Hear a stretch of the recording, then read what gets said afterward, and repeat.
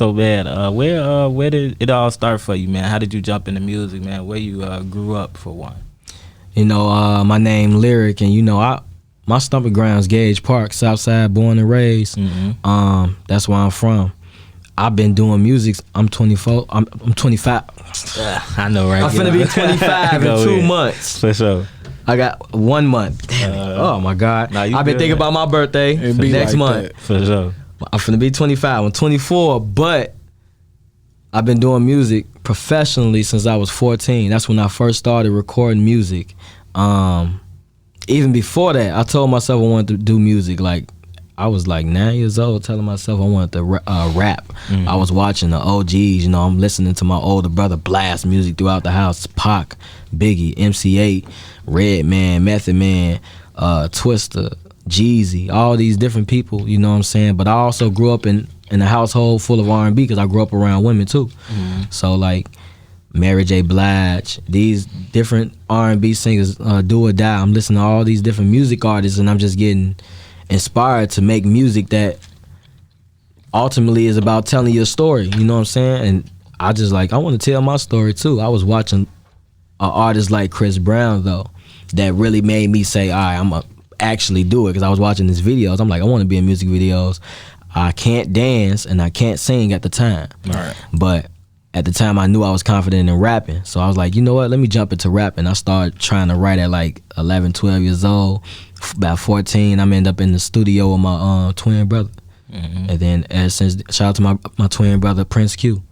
For sure that, man. So now, you say you couldn't dance at the time. You got it on the dancing tip now? Nah, I'm not a dancer at all. I ain't got no rhythm. For sure. I'm not the guy who you want to see dancing, but I can sing now. Oh yeah, for sure. I can sing now. It's a difference. For sure. You know, I always love to sing, you know, when I'm alone, but like growing up in school, you know, even whether I was passionate about rapping, I still would be on my own time singing, and people be like, why you trying to sing? You know, you got too much of a deep voice. And I let that get to my head and I let that deter me, but I guess my will and hunger to be inspired by singers overpowered that, and I said, nah, there's a place for me to rap and sing.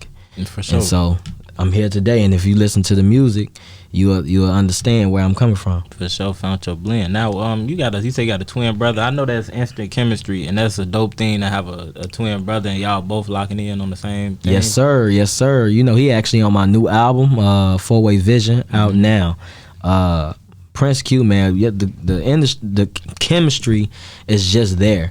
It's just gonna be there. You know, he can hit me up for whatever, I can hit him up for whatever. We write together, or he'll send me a whole concept and I just add to it, and then, you know, however we get it done, we get it done. We just got it like that.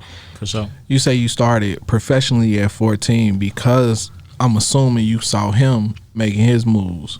Actually, we started together. Okay. We started together. You know, he was the singer. Before I really got into singing, he was the singer, I was the rapper.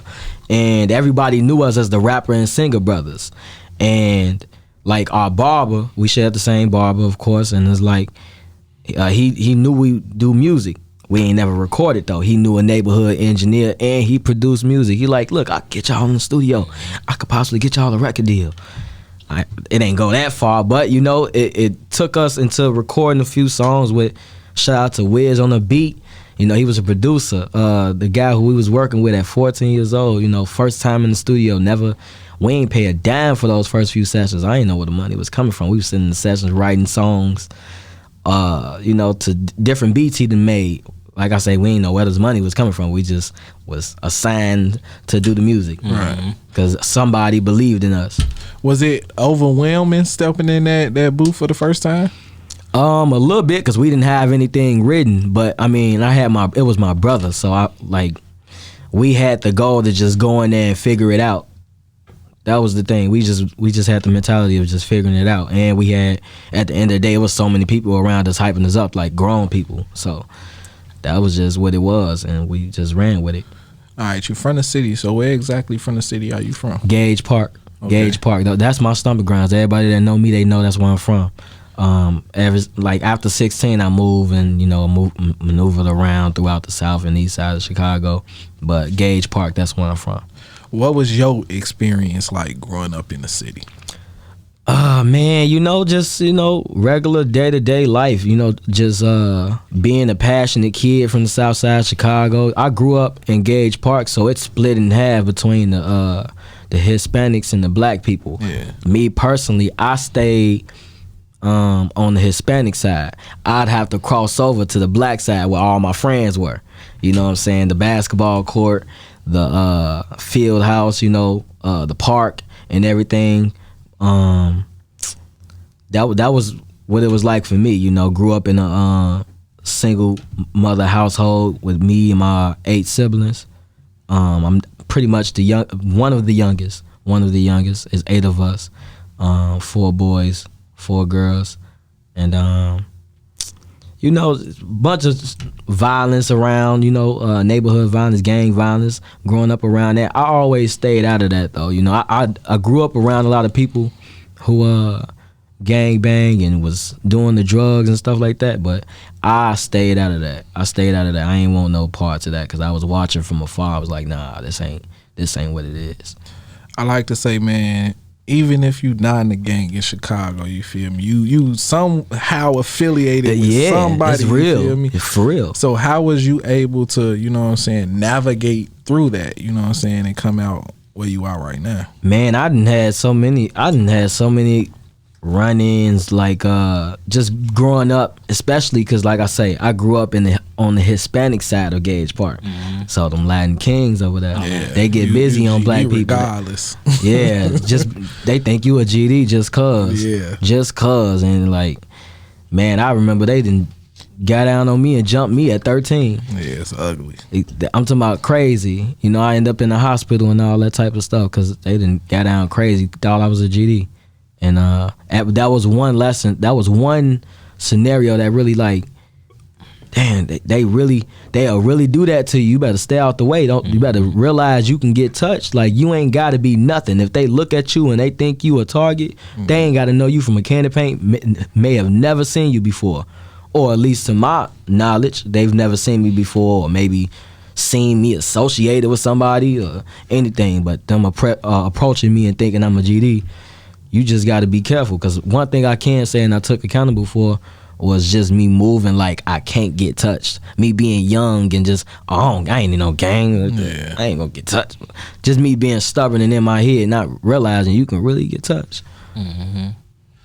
Does that make you, even as an adult now, because I always tell people, like, growing up in Chicago, it automatically make you tough. You know what I'm saying? Yeah. You have to pay attention to everything that's going on around you, that's moving on around you. So have you grown with that sense of, man, I just gotta be on my shit even as an adult? Yeah, I feel like there's a certain part of me, I consider myself a good dude to people, or just in life, I try to be a good person. A lot of things have shaped me into who I am as a 24-year-old.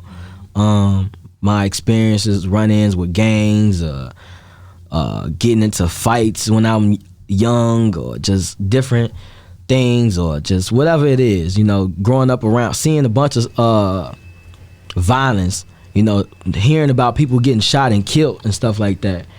I hear about that stuff, but it definitely it keep me on my P's and Q's, because even with me being who I am, and I'm not in it, but I'm in it because, one, because I'm black, and two, I'm young, and like being around and knowing people, you kind of just it's something that you could find yourself caught up in just easily. You know what I'm saying? One thing I can say is I found myself more often than not in a phase of I guess PTSD, experiencing PTSD, because it's like I'm always watching over my shoulder when I'm at the bus stop. Mm-hmm. I'm on the trains. I'm standing up in the corner. Right. I just be watching everybody that get on and off the bus. If somebody sit next to me, I'll be watching everything, and I don't think I got nobody out looking for me or nothing like that. But it's be one of those things. People are just crazy, and like growing up in Chicago, that's the mentality you gotta have. Because if you don't, real talk. what are you doing? Real talk. And you really not wrong for that. Because like you said with the situation when you was 13, you said you was you felt this sense of untouchability. Then you went through something that actually, you know what I'm saying. So those moments like that, we like. It's crazy, bro, how much shit we grew up thinking was normal. That shit do not be normal. Like, like, come on now, what's like you mind your business, then somebody running up on you trying to jump you, then they ended up putting you in the hospital. You know, that's not normal. Yeah, and then the thing with me is cause I heard about the stuff. I seen the stuff happen. But it ain't never happened to me. Exactly. It ain't never happened to me. So that's what really hit home. I'm like, dang, so they'll really do that. For real. You know what I'm saying? They'll really do that if that's what's on their heart for the day. Cause when this happening, you know, when it's happening around you, like, okay, but when it's in your world, it's like, all right, it's in your world, and this shit can alter your world. You know what I'm saying? So you really not wrong. You can't really be too cautious. So that's just a precautionary measure for you. Now, with that being said, when you do music, is music like a form of release to you, growing up through all what you've been through? Absolutely, because I use my music is therapy, but more so I'm just trying to tell my story, man. Right. You know, everything. I'm a multifaceted person. Like I done been through a lot in my lifetime. 24 years. I didn't experience death. I didn't experience love, loss, the heartbreak, just everything. So I put it all in the music. So, and then to go back to everything we was just talking about with the violence, and me experiencing that time and time through my life, I'm putting it through the music. And I'm also just trying to be I consider myself trying to be I'm working to be a voice of the youth. I'm working to be a voice of the youth because I'm just trying to tell the people like, it's another way, man. You know, inflicting violence and hatred towards your own, especially your own people, I think that's a sucker move. Yeah. I think that's a sucker move in itself. So that's something I just preach throughout my music. If you hear my rap songs, you hear my music, you'll realize that's something I'm preaching against. And I just want us as a unit to kind of get together and work towards putting that to an end, or just forcing the numbers to die down. You know, when I was growing up, I used to say music don't influence me. You know what I'm saying? But as an adult, I know music influenced me and all my friends and everything that we was doing. You feel me, in high school? You know, so when I feel like I wouldn't say it's on artists to, you know what I'm saying, put positivity in their music. You feel me? I just feel like if that's who you are, then it should be in your music. You know what I'm saying? And it's gonna connect with the people it's supposed to connect to. Yeah. So as a rapper, bro, and as a lyricist, like, is it difficult being a lyricist in Chicago? It's space for a lyricist because there's so many of us.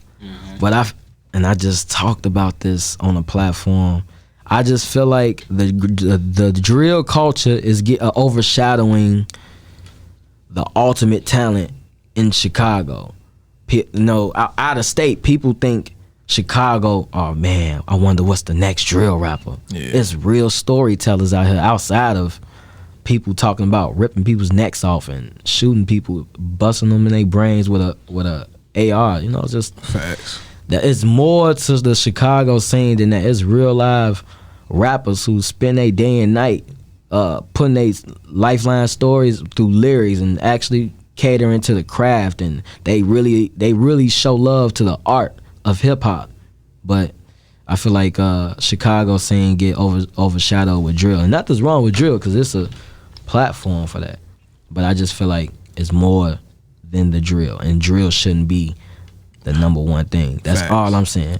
No hate the drill. I listen to drill, so I can't hate drill. And it brought culture to the drill. I mean, to Chicago, but it shouldn't be number one. Yeah, for sure. When you really, you know, it's like really about perspective, and you spoke on like reaching out to the young.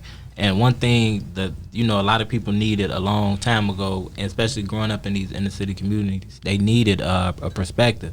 When you young, you know what I'm saying? Like, if you a kid growing up on public housing, you see what you see. You know what I'm saying? So you see these households, and you share a lot in common, more in common with your friends than you think.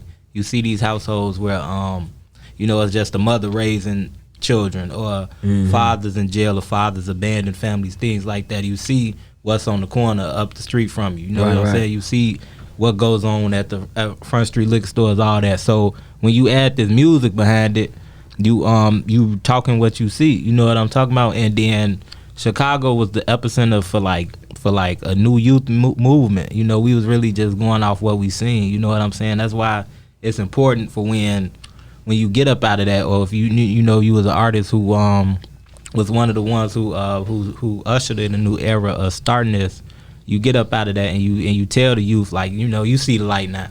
You know what I'm saying? You see these nice palm trees and nice cars and lavish living. So it's important to always reach back to the youngest, you know what I'm saying? So they can have a better perspective, like, damn, there's more to life than this shit. Because before even that breakout came, they ain't know, you know what I'm saying? They ain't know they was finna end up in a drop top Maserati now. Yeah, off this shit. It be seeming so unrealistic. For real. So like now it's out, you know, and then the fact that you even come up out of that shit is important, bro. You know what I'm saying? So like, what's one of your ways? Because you said you wanted to get involved with the youth. What's one of your ways now? You know, you coming into yourself as a man, and how can you reach back out to them and let them know it's more than life than that?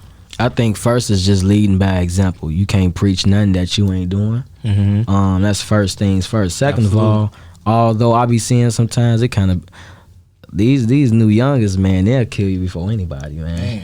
They'll kill you before anybody. And so like I really do I really do be preaching against all these killings and the gang violence and trying to divide us, you know, based on what street block you on and stuff like that. I really preach against that stuff. So for me, I just look at it like I'm using the music sometimes I feel like it'd be hard to talk to the youngest. They gotta go through it. Unfortunately, we don't want them to go through it because they inflicting on other people in the process. But it's a reality that they gotta go through it, whether it's dead or in jail. And before that even happened, I feel like my music is so powerful, and it can become more and more powerful if I keep pushing my message and staying consistent with my purpose. I feel like I can get across to not just my kind, but those who I'm preaching against. Right. You know what I'm saying? Because like I say, I feel like it kind of be hard to speak to those particular people who are inflicting violence and the destructivity to our community. It's kind of hard to talk to them, but I feel like through the music, I feel like that's where I have more of a possibility to do that at. Yo, do us a favor and yourself a favor by hitting that subscribe button. Make sure to tap that notification bell as well so you can stay updated. Now let's get to the video. Man, we check it back in with Lyrik. Now over the break, we was talking a little bit about vocal training and discussion, man. How important is that for you? You shared a little bit of news with me about it. So how important is it for you to go through that? Man, it's definitely important. You know, much love to my manager, Stacy Nick. She honestly been pressing the gas on me taking that serious. I'm open to it. Just me being the music artist that I am. Yes, I'm a thriving rapper, but I am very passionate about singing. And if this is something I want to do, me and her both know that it's very important that I take care of my voice and enhance my abilities to stretch a note and things of that sort. So just pushing levels. You know, pushing the higher levels. That's all we trying to do right now. For sure. I love hearing about vocal training, man, even though I ain't in no singer, nothing like that. But I love it because, like, bro, it's like health. You know what I'm saying? Yeah. Jay was, in the last interview, Jay was talking about Whitney Houston, and that was a main thing of hers, vocal training, bro. And that shit goes a long way. It goes so far. Even if you just dibbling dabbing, man, it'll reflect when you talking, when you doing rapping, man. It'll just reflect, and you will feel a lot better about yourself, like, for real. For real. You know what I'm saying? Like, some people definitely gifted enough to probably never even have to, you know, I don't got the vocal training but I know some people definitely gifted enough not to go through it. But at the same time, once you do, you will feel a lot better about yourself, for sure. I know, that's all I'm chasing. That's all I'm chasing, is to be able to be comfortable to the utmost when it comes to my singing, because I can get on the stage. I must admit, I can get on the stage and perform my rapping like it ain't nothing. And I'll even perform an R&B song, but sometimes it's just that certain little confidence that I'm missing to give a show when it comes to my R&B music, because I don't be knowing if I still got that little inch of wonder in my thoughts, like, is the people gonna like my voice? You know what I'm saying? And it transmutes through the music, but now I gotta perform it, and I'm open about that. I ain't gotta hide that. You know what I'm saying? I'm a growing artist, and the priority is to give y'all great music, but also to, with great music, be able to give y'all great performances, masterful performances to match the music, so that y'all ain't bamboozled or nothing like that. For sure. From what I've seen in the Chicago music scene, when I see somebody on stage doing R&B, man, it's like an instant lock-in. Even I feel like that's one of the best ways to get a unique, listener. You know what I'm saying? Somebody gonna come up to you right after the show, like, damn, well, what's your IG? This, that, and the third. Try to connect, man. Yeah. That's a instant lock-in, especially when you know what I'm saying, you hitting that note, got that good voice, man. People love that. Yeah, I think Chicago really loves, we got our hip hop scene, but R&B, man. We love that shit. Shoot, beyond Chicago, there's no hip hop without R&B. Man, shout out, we home with Shaka Khan, man. We love good singing out here. Absolutely. Let me ask you this. When the battle begins between the rapper and the R&B artist, like, who wins? How do you navigate which sound to go with? How do you navigate using both sounds together? You know what I'm saying? It's all, I ain't gonna say it's a conflicting thing, because it really don't be.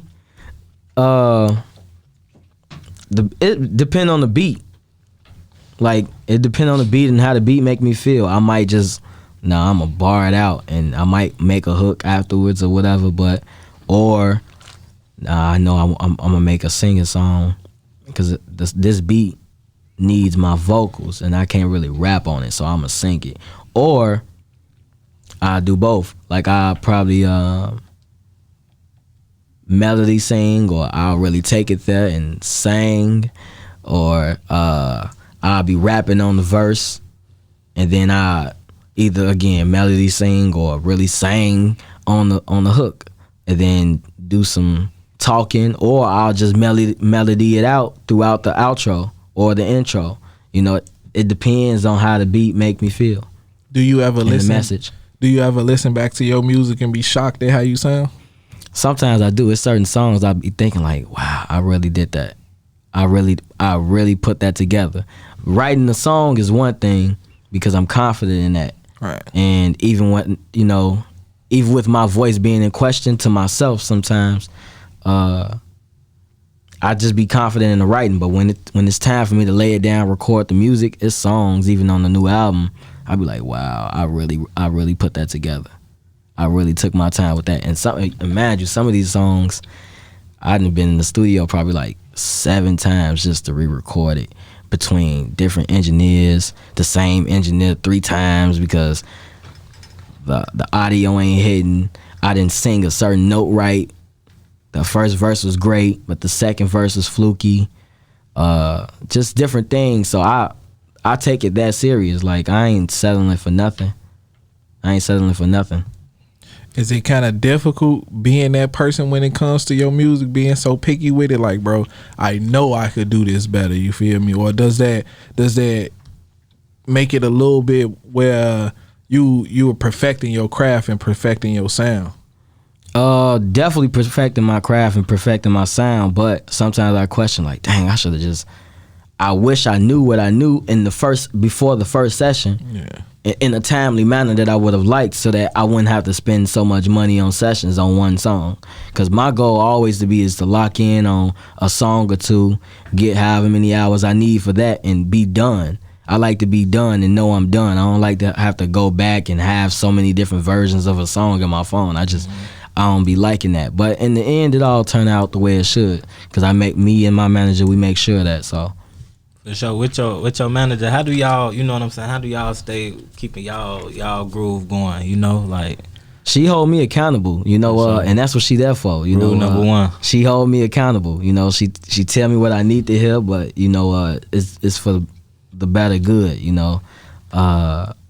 we teamed up, and it's just been like Shaq and Kobe. Shaq and Kobe. For sure. Shout out to you. LeBron and Wade. Shoot. For sure, like, man. that's how we is. Like, she got my best interest, for real. She got my best interest. How important was it for you, you know what I'm saying, to start building a team as far as being a musician?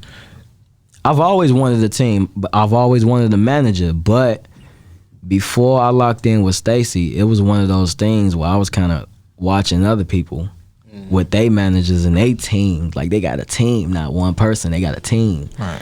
And I'm watching these people, and then I'm like, you know what? Well, let me start with step one, manager. How can I get a manager? But then I'm reading and watching other people. I'm hearing, don't go looking for a manager. And I didn't want to do that, because if everybody's saying don't go look for a manager, because a manager is going to look for the artist that they think is ready to go to the next level. Why would I be looking for a manager? So I just follow suit. Like, okay, I'm gonna just do the work to get noticed by the right person who see value in me, and, you know, want to team up with me. And that's exactly what happened. She seen the vision. Now, since the artist before the manager and the artist with the manager now, like, what's the major difference that you've seen? There's more order. There's more. I've always told myself I'm moving. I intend to move with intentions and kind of calculate my moves, but I wasn't never really calculating my moves. I was just kind of going based off the flow. Yeah. Going with the flow, and whatever comes, I'm gonna try to snatch it, because I tell myself I'm gonna snatch an opportunity, and that's just what it is. Me being a hungry artist. For sure. But now things is more calculated, and with my manager Stacy, she always in my ear about, hey, well, we should do this, or we shouldn't do that, because it just don't make sense to what we really trying to do. So sure. she definitely holds me accountable and make things make sense for the grand scheme of things. For sure. That's a great explanation, man. And man, me personally, I always feel like we gotta give our flowers to women in music, because that's a lot of doors that we don't see as men. You know what I'm saying? Sometimes we run to the door with our head straight down. Boom. You know what I'm saying? That's fact. So I just want to clap it up to your manager one time. Let's clap it up. Got to. That's major Stacy work. Nick. For sure, man. And a lot of people don't really sit here and break down the full mode of what's really going on. Yeah. These type of people don't just fall out the sky. You cross a paths with them for a reason. You know Absolutely. what I'm saying? For sure. So that's dope, man. Shout out to y'all, for sure. Thank you. Yes, sir. All right, speak on the creation of this project, man. Like, Four-Way what went Vision. into it? Four-Way Vision is my second album, my second project. I came right off of my first album, Ventilations, back in 2020. I released this new album, Four-Way Vision, August 26th of last year. So that's what I'm pushing now. And the album came about, I just wanted to really give perspective, real intricate perspective on my life and things that I've went through, whether it's growing up in poverty, experiencing gang and gun violence, experiencing death, love, heartbreak, mental health. You know, I talk about mental health. I express my experiences with mental health and trying to stay afloat through depression and things that cause my depression or me feeling down and out, my beliefs in God. You know, I'm putting all that in the music, and that was just a goal, you know, Four-Way Vision. Like, I just wanted to be able to give y'all different avenues of my life and how I am today. Is it difficult to be so vulnerable through your music? I think it all depends on the growing process. That's when I write my music, and I always seek to be as vulnerable as possible, because those are always the great songs. I try not to be cliche or try to fake the funk about different scenarios I'm discussing in the music. I try to be as vulnerable as possible, because I know somebody out there can relate to my stories. That's just what it is. Like, I really be trying to reach people. For sure. Now, with sometimes, you know, whether you're going through temporary writer's block or just like you need to take a step back from the mic for a second, how do you unpack from all that? Shoot, just live. For sure. Just live, you know. And best way. Shoot, I was just having a conversation with my manager about, like, just living, the purpose of just living while going through dropping this album and trying to premeditate other things and ventures.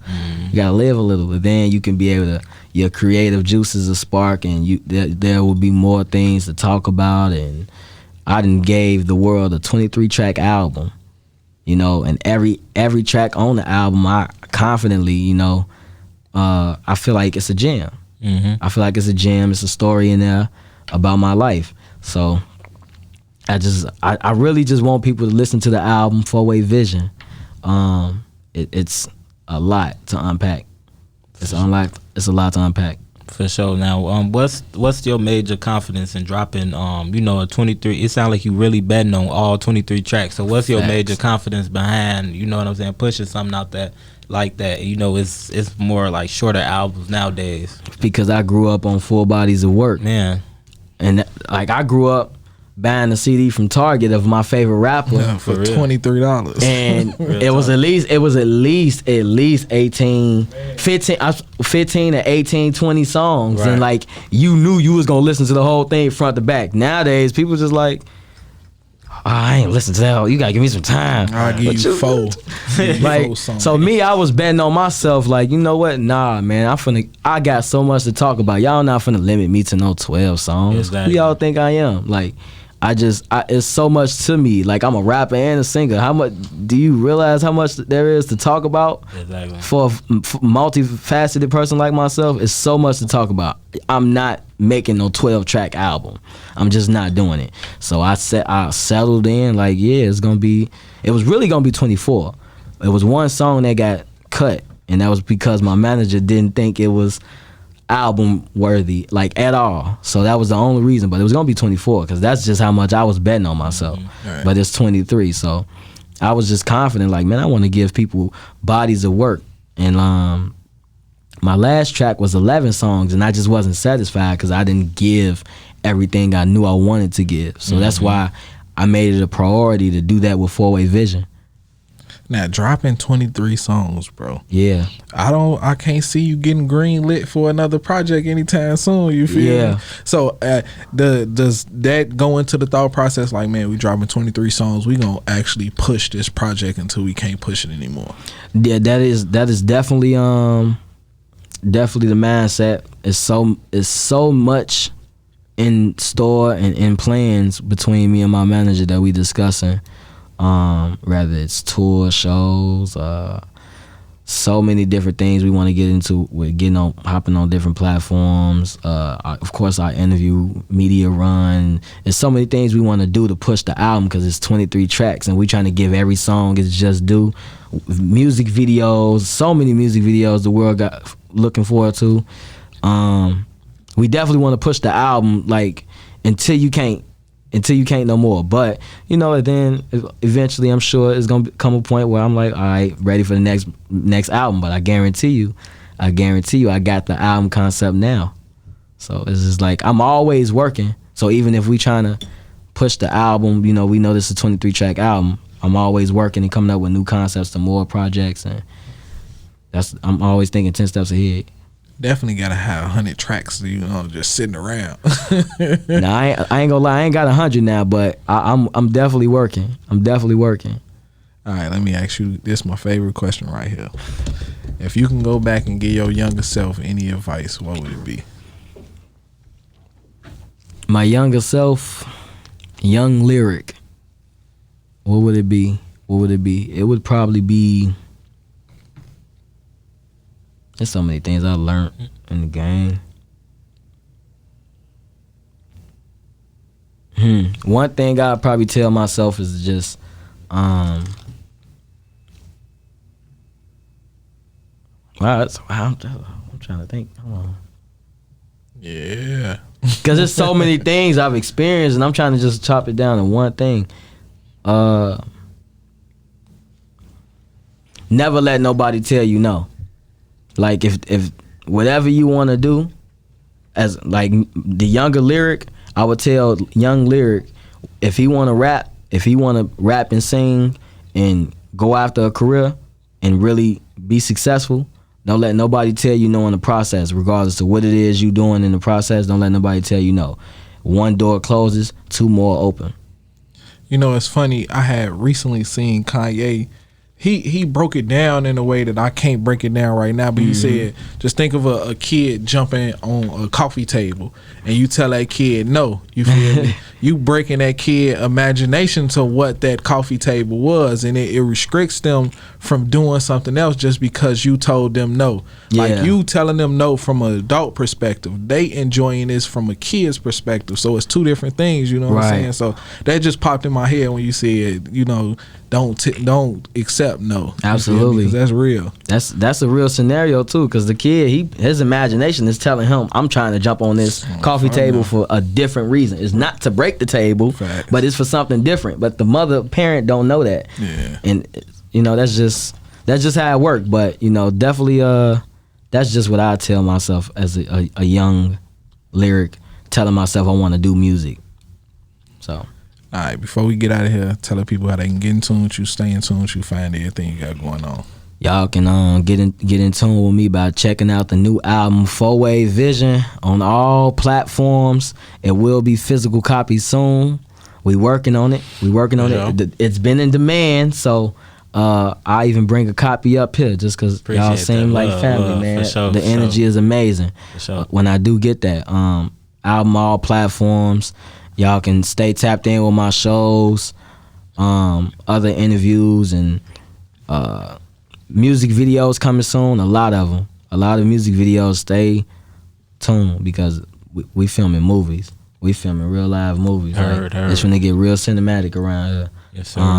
Y'all can follow me on Instagram, Twitter, and even TikTok, _Lyrik. Lyrik is spelled with a K, not a C. _Lyrik. Y'all can add my Facebook, Lyrik Nation. Y'all can join Lyrik Nation. We one family. You know what I'm saying? Lyrik Nation, one family. We all one. You know, y'all rock with me. I love y'all. For sure. All right, Jimmy, talk to the people. Yes, sir. Hey, man, shout out Lyrik for coming through, man. Like I said at the start of the show, man, we was gonna learn a lot about your story, and we did. You know, we took good advantage of our time, man. You filled us in well. You know, I love hearing a good story because I feel like everybody got a story to tell. It's just up to them to how they tell it. You know what I'm saying? Absolutely. For sure. And this the start of the year, man. Like, I'm just so excited because it's the start of the year, bro. I feel like, man, we needed that. Man, we needed that cutoff that from 2022. Because for me personally, it's been a year. You know what I'm saying? We got to sometimes we got to step back, man, refocus, reschedule, and just get into some new shit. You know what I'm talking about? There's always room for something new. For sure, man. So, man, I hope you have a prosperous year, bro. And Thank just you. Continue, you know what I'm saying? You say you finna do the vocal training, get into that, rock that. Visuals, rock that, man. Yes. Shows, rock that, man. Releases, whatever you do, just rock that shit, bro. Man. Yes, and everything I do, y'all gonna get updates. Oh, yeah, for sure, man. You know, man, inbox us, man.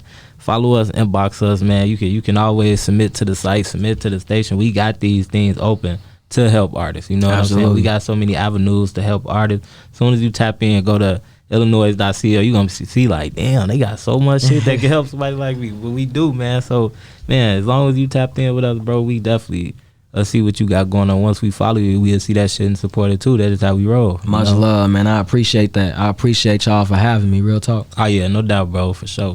Make sure y'all go stream that 4-Way Vision out now on all platforms. You want a physical copy CD? Go ahead, get in tune with them, stay in tune with them, follow Lyrik, man. Make sure y'all follow Ill Sound Radio, ILLSOUND Radio. Follow me, Groove Nuke, GROOVNUKE. Submit music to iLLANOiZE, submit music to iLLANOiZE Radio, stream music 24/7. And Jay, what you got to say to him? Man, salute to you, bro. You started this joint off by saying you for the youth. Yes, and sir. I feel like, you know, it's a lot of people that understand how important the youth is, but getting them at a young age is more important than anything. You feel me? I love The Wire, man. I've been watching The Wire over and over since it came out. And man, one of the main things they did in season 4 was try to get the troubled youth and try to make a change in their lives. And I feel like people like that, man, need to be put on a pedestal, you know, because it's not about the money at that point. It's about helping people. And as long as you can help people through your music, through any organizations that you attach to, bro, more power to you, because that's powerful when you step outside your body and say, man, I want to help somebody else. I feel like that's what a lot of us are missing in our lives, even growing up. You feel me? Coming from Chicago, that's why a lot of us are so tough. We didn't have people step in and say, man, I appreciate you. I see you. You know what I'm saying? I understand you. I want to help you grow. So salute to you, bro, and everything you got going on. I appreciate that. Real talk. I know it's from the heart, so I receive that. Big fan.